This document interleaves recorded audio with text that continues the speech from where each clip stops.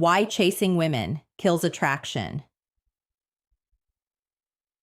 and what actually works. You think chasing proves desire, proves effort, proves you care, but the harder you chase, the faster attraction dies, because what you call passion often looks like need. You think if you text more, explain more, show more, wait longer, tolerate more, she'll finally see your value. But value that has to beg to be noticed is already being discounted. Listen carefully. This is one of those truths that stings before it heals. A lot of you have been trained to believe that persistence is noble in every area of life. Work harder, push longer, don't give up. And in business, in fitness, in skill building, sometimes that works. But with attraction, with relationships, with human energy, desperation does not become magnetic just because you wrapped it in effort. It becomes heavier. It becomes louder. It becomes harder to ignore for the wrong reasons. And if you need reminders like this, real reminders, not comfort, subscribe now, because your problem is not that you lack information. Your problem is that you forget the truth the moment emotion hits you. You forget it when she pulls back. You forget it when she goes cold. You forget it when your ego starts panicking and your thumbs start typing. You need truth in your ear before your weakness gets a microphone. Here's what it really means when chasing kills attraction. It means you are trying to use force where only alignment works. It means you are trying to manufacture desire instead of revealing it. It means you believe your constant presence can substitute for her genuine interest. It can't. Attraction is not created by pressure. It is revealed by response. It is not built by overreaching. It is tested by space. It is not sustained by convincing. It is sustained by mutuality. That's the thesis. Simple, brutal, necessary. The man who keeps chasing is usually trying to solve the wrong problem. He thinks the problem is that she doesn't understand him enough, see him enough, hear him enough. No. The problem is either she's not that interested, or you are showing up in a way that drains the very tension and mystery and self-respect that attraction feeds on. You need to understand the misconception first. The misconception is that more effort always equals more results. So you double text, then triple text. You send the paragraph. You ask if she's okay, when what you really mean is, why aren't you validating me? Why nandate? You volunteer attention she didn't ask for. You become available every second. You cancel your own plans. You study her replies like a detective. You live inside the gap between messages. You start performing instead of relating. You stop being a man with a life and become a man orbiting somebody else's. And you know what that does? It changes the emotional frame. You stop meeting her as an equal and start approaching her like a gatekeeper. You stop offering connection and start applying for approval. You stop expressing interest and start negotiating for worth. That's called self-abandonment. That's called overinvestment without evidence. That's called handing your center to someone who didn't earn it. Now here comes the hard truth. If someone likes you, they do not need to be chased into basic reciprocity. Read that again in your mind. If someone likes you, they do not need to be chased into basic reciprocity. They may be busy. They may be cautious. They may move slower. Fine. But interested people make movement. Interested people create openings. Interested people respond with energy, not confusion. Maybe not perfectly, but clearly enough. And when it's always you pulling, pushing, initiating, reviving, rescuing, and restarting, you are not building attraction. You are dragging a dead weight and calling it potential. Why is this so hard for you to accept? Because the ego loves fantasy more than reality. Fantasy says, if I just say the right thing, wait the right amount of time, make the perfect gesture, she'll suddenly realize I'm the one. And that you and I can. Reality says, if it's this hard this early, you are trying to earn what should be freely given. Fantasy says, don't quit now. Your big moment is coming. Machi yido yiden yad. Reality says, you are addicted to uncertainty because certainty would force you to move on. That's the root cause. Not love, not loyalty, not depth. Unresolved need. Fear of rejection, scarcity, a shaky relationship with yourself. You chase because somewhere inside you, being chosen feels like proof that you matter. And if she chooses you, then maybe you can finally relax. Maybe you can finally feel enough. Maybe you can finally stop doubting yourself. But that's the trap. Because the need to be chosen makes you betray yourself in the process of trying to win someone else. You start shape-shifting. You become overly agreeable. You laugh too hard. You tolerate disrespect. You ignore mixed signals. You excuse low effort. You pretend you're just understanding when really you're afraid to lose access. You act cool with crumbs because you don't trust yourself to walk away from an empty table. You call it patience. Sometimes it's not patience. Sometimes it's fear dressed like maturity. And women can feel that. Not because they're magicians, because energy tells the truth before words do. When you are grounded, your attention has weight. When you are needy, your attention has pressure. Big difference. One feels like presence. The other feels like demand. One says, I see you. The other says, please save me from myself. One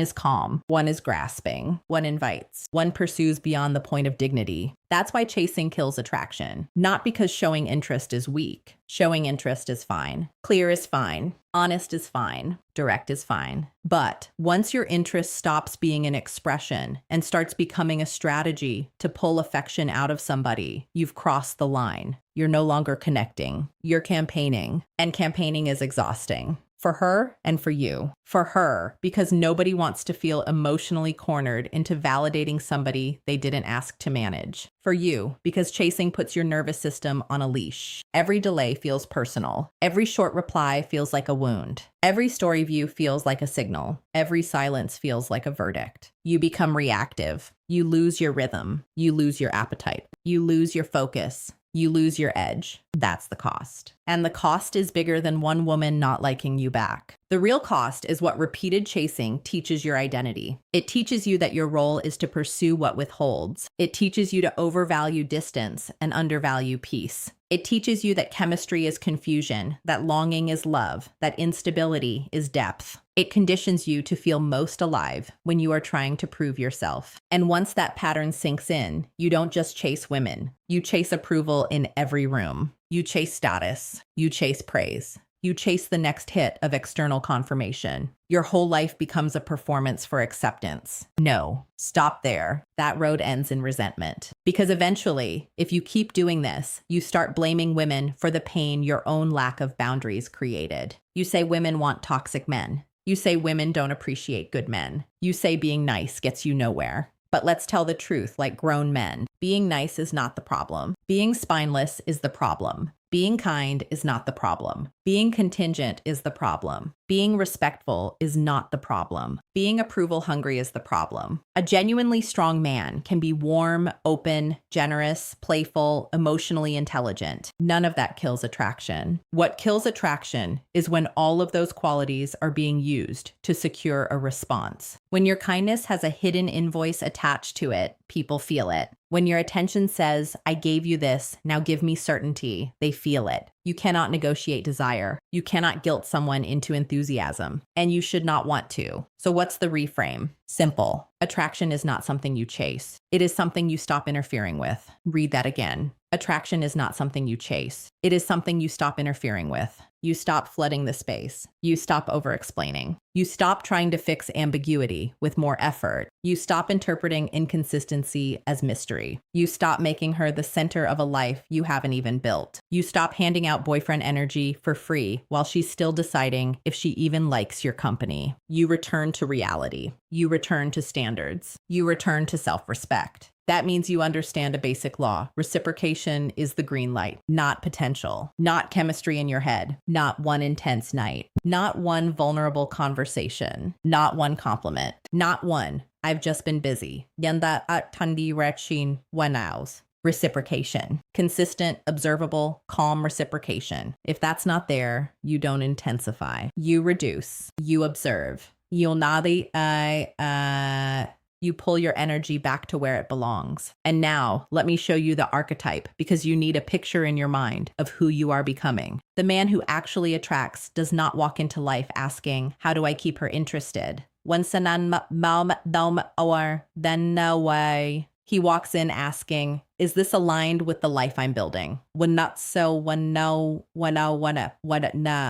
Feel the difference. One man is auditioning. The other is discerning. One man is trying to be enough. The other already knows he is responsible for being solid. One man leads with anxiety. The other leads with clarity. This man has a mission outside of women, not as a gimmick, not as a tactic, as a way of being. He has work to do, standards to uphold, a body to train, a mind to sharpen, a name to protect. He is not rushing because his life is not empty. He does not text from panic. He texts from intention. He does not beg for time. He offers a plan. He does not plead after inconsistency. He notices it. He does not perform emotional acrobatics to keep interest alive. He watches whether interest lives on its own. He is grounded. That means he can feel disappointment without collapsing into it. He can like a woman without worshiping her. He can hear no without turning it into a referendum on his value. He can step back without becoming bitter. He can move on without becoming cold. He knows that rejection is direction when your identity isn't built on being picked. He has boundaries, real boundaries, not angry speeches after weeks of tolerance, not dramatic exits after self-betrayal. Quiet boundaries, clean boundaries. He notices low effort and adjusts. He notices confusion and slows down. He notices disrespect and removes access. He doesn't threaten. He doesn't chase closure. He doesn't beg for explanation. He understands that a person's patterns are often the explanation. He responds to reality, not to fantasy. And because of that, he becomes rare. Rare, not because he is loud. Rare, because he is not easily moved off center. Rare, because his attention is honest, but not cheap.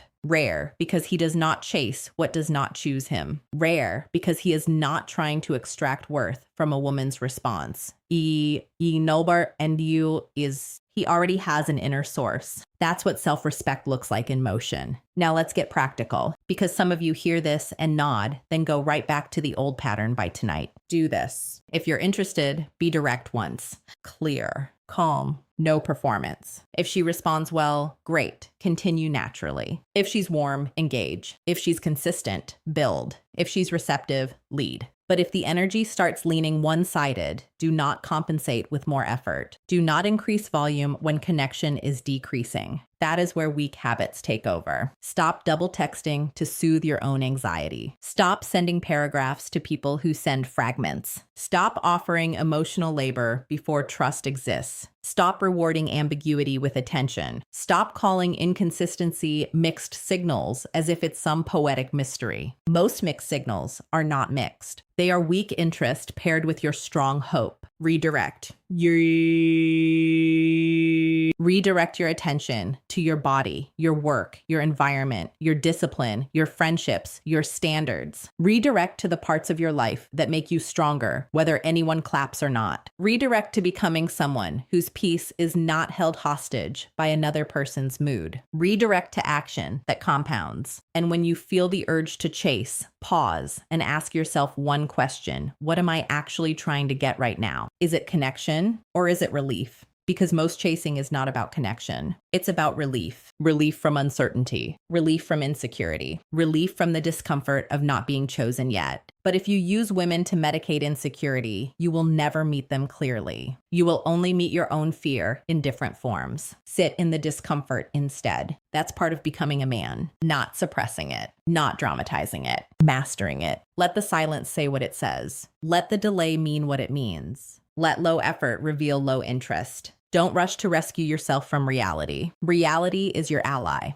Fantasy is what keeps draining your dignity. Some of you need to hear this next part hard. You are not too available because you care. You are too available because you are afraid your absence will make you forgettable. That's insecurity. You are not over-explaining because you're mature. You're over-explaining because you want to manage perception. That's control. You are not staying in confusion because you're patient. You're staying because you are attached to the possibility of being validated by the very person who keeps withholding clarity. That's dependence. Name it correctly. That's how you break it. And no, the answer is not to become cold, detached, manipulative, or fake mysterious. That's just wounded pride trying on a costume. The answer is not to play games. The answer is to stop playing against yourself. Be honest. Be warm. Be masculine enough to state your intent. But also be disciplined enough to walk when reciprocity is absent. This is not about punishing women. This is about protecting your center. Because a man with self-respect does not need to become cruel to become clear. He doesn't need to act uninterested to feel powerful. He doesn't need to posture. He doesn't need to disappear as a tactic. He simply refuses to overextend where there is no mutual investment. That's different. Very different. Here's another truth. Chasing women is often a distraction from chasing your own potential. It is easier to obsess over one reply than to face your neglected life. Easier to wonder what she meant than to ask what you're becoming. Easier to stalk a story than to build a story worth living. Easier to rehearse imaginary conversations than to confront your actual lack of direction. That's why this conversation is not just about dating. It's about leadership, personal leadership, the ability to govern your emotions instead of being dragged by them, the ability to place your energy where it produces dignity, strength, peace, and results, the ability to say, I can want you without needing you to repair me. That sentence changes a man. I can want you without needing you to repair me. Say it again inside yourself. I can desire you without abandoning myself. I can appreciate you without orbiting you. I can pursue once without chasing forever. I can feel disappointment without becoming desperate. I can let go without losing me. That is power. Quiet power. Not the power to control another person, but the power to remain whole in their presence or their absence. And that kind of power is attractive because it is clean. It has no hidden hunger. It has no emotional clause in it. It says, I'm here honestly, and I'll leave honestly too. Now imagine the alternative life.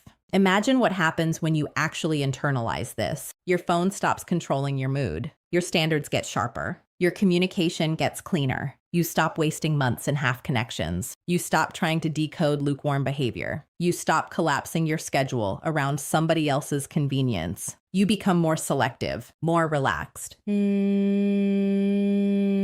more focused. Ironically, the less you chase, the more clearly people can feel you. Why?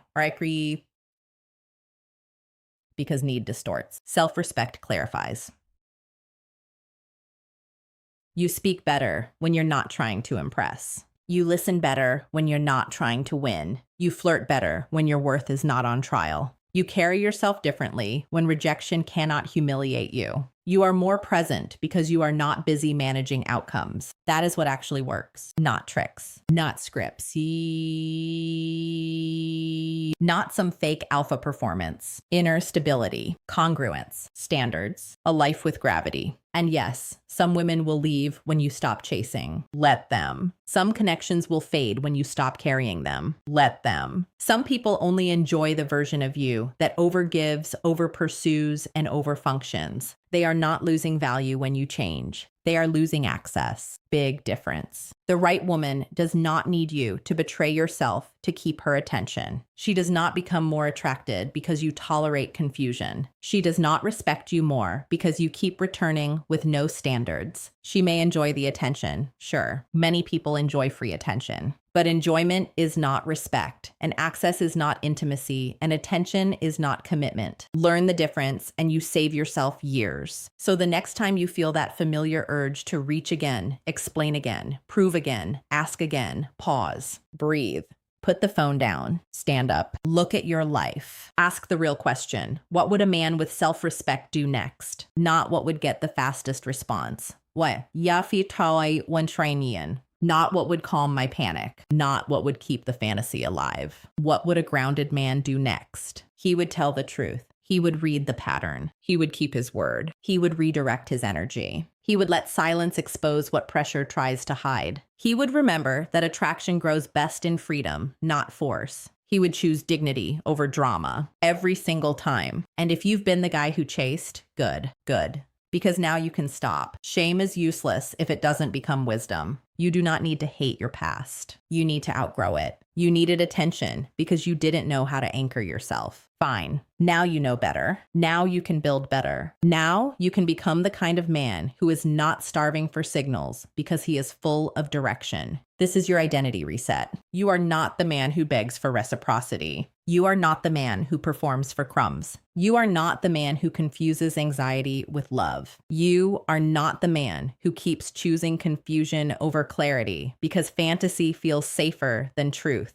That version of you is over if you decide it is over. You are the man who chooses mutuality. You are the man who values peace. You are the man who can desire deeply without losing discipline. You are the man who does not chase what does not choose him. You are the man who protects his attention because his attention is his life. You are the man who stands in reality and still knows his worth. And hear me clearly before we end. You do not need to become more wanted to become more valuable. You need to become more aligned, more honest, more grounded, more selective, more disciplined with your energy. Attraction is not the prize. Self-respect is. And from that place, you stop trying to be the answer in somebody else's story and become the author of your own. That is when everything changes. Because once you stop chasing, you finally get to see who comes toward you. Once you stop forcing, you finally recognize what's real. Once you stop begging to be seen, you start seeing yourself. And that is the turning point. Not when she texts back, not when she chooses you. When you choose not to abandon yourself anymore. That is what actually works. You are not waiting for permission. You are not waiting to be picked. You are not waiting for somebody else to confirm what you should already know. You are the answer. Act like it. Build like it. Speak like it. Walk like it. Protect your name, your peace, your mission, and your standards like they matter, because they do. If you want more truth like this, subscribe, not for me, for you, because clarity fades when emotion rises, and you need these reminders until self-respect becomes your default. Stay close to this channel if you want the kind of message that doesn't sedate you, it sharpens you. And if you're done chasing and ready to become the man who stands still in his worth, then you already belong here.